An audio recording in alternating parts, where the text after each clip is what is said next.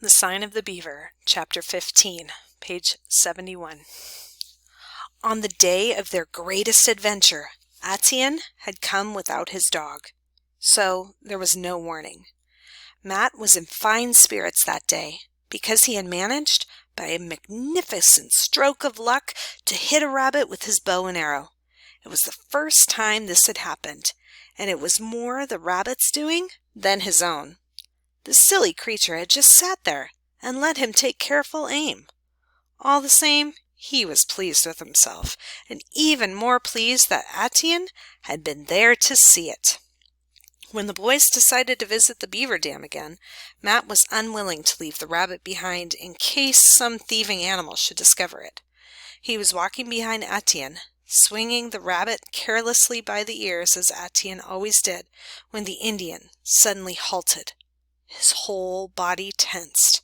Matt could see nothing unusual, and he had opened his mouth to speak when Atian silenced him with a jerk of his hand.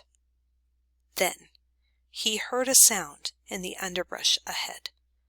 Not a rustle like a grouse or a snake, not a trapped animal. This was a stirring of something moving slowly and heavily. He felt a cold prickle in his stomach. He stood beside Atian, his own muscles tight, scarcely breathing. A low bush bent sideways. Through the leaves, a brown head thrust itself, bigger than that of a dog and shaggier. It was a small bear cub.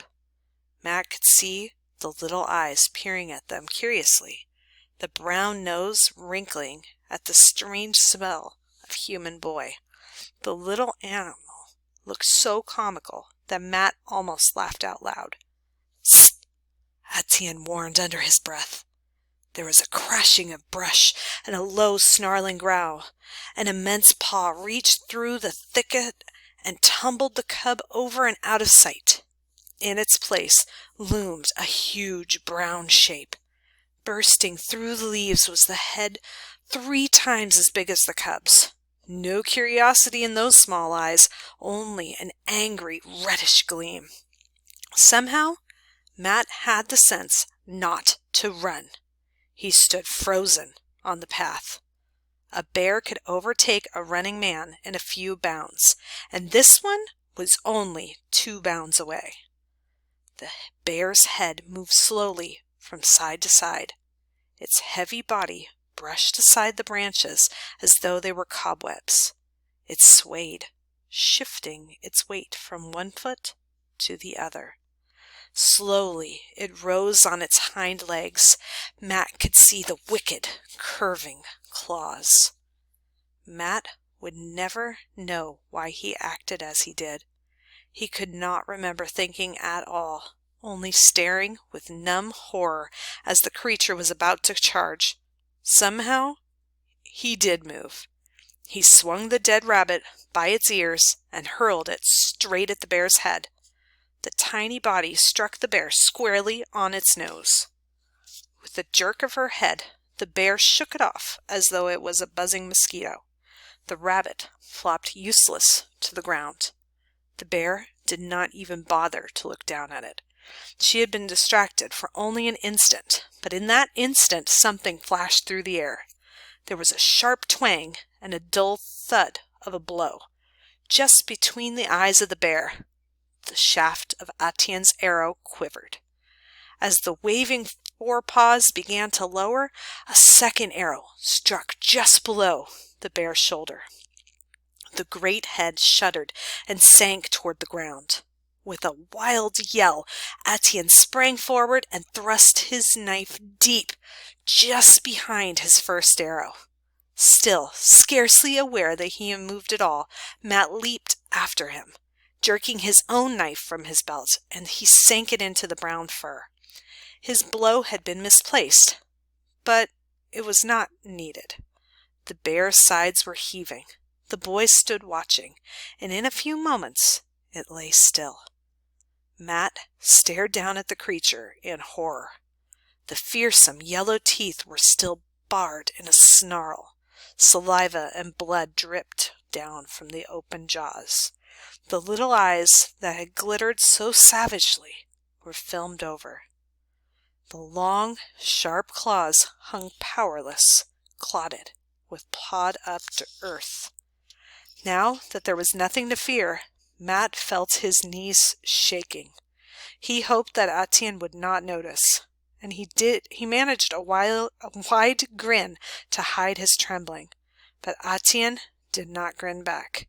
He stood over the bear, and he began to speak, slowly and solemnly, in his own tongue. He spoke for some time. "What were you saying?" Matt demanded when the speaking was over. "I tell bear, I do not want to kill," Etienne answered. "Indian not kill she-bear with cub.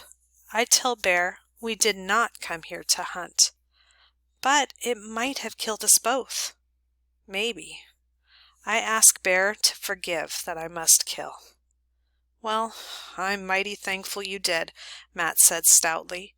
He was about to say that he had never been so scared in his life, but he thought better of it.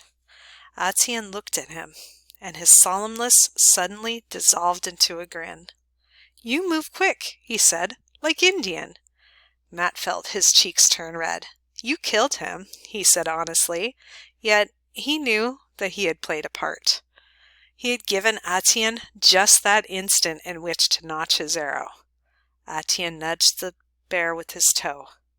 "Small," he said, "just some fat. Good for eat." Small? That monstrous creature? It certainly was too big for two boys to carry. It appeared that Etienne had no intention of trying. "Belong squaw now," he said. "I go tell." "You mean a squaw is going to carry that heavy thing?" "Cut up meat, then carry. Squaw work," Etienne answered. It was plain that he had done the man's work and was finished with it. The cub! Matt remembered now. It was nowhere in sight. Etienne shook his head. "Let cub go," he said. "When Sigwan come again, him plenty big to eat." "Take rabbit," Etienne reminded him. Matt looked with distaste at the rabbit, almost covered by the bear's heavy paw, the fur matted and bloody. He would rather not have touched it, but obediently he pulled it out. It was his dinner, after all, and he knew that in Etienne's world, everything that was killed must be used. The Indian did not kill for sport. When Etienne had disappeared into the forest, Matt still stood looking down at the first bear he had ever seen. He felt resentful. Etienne had killed the bear, of course. It was his by right.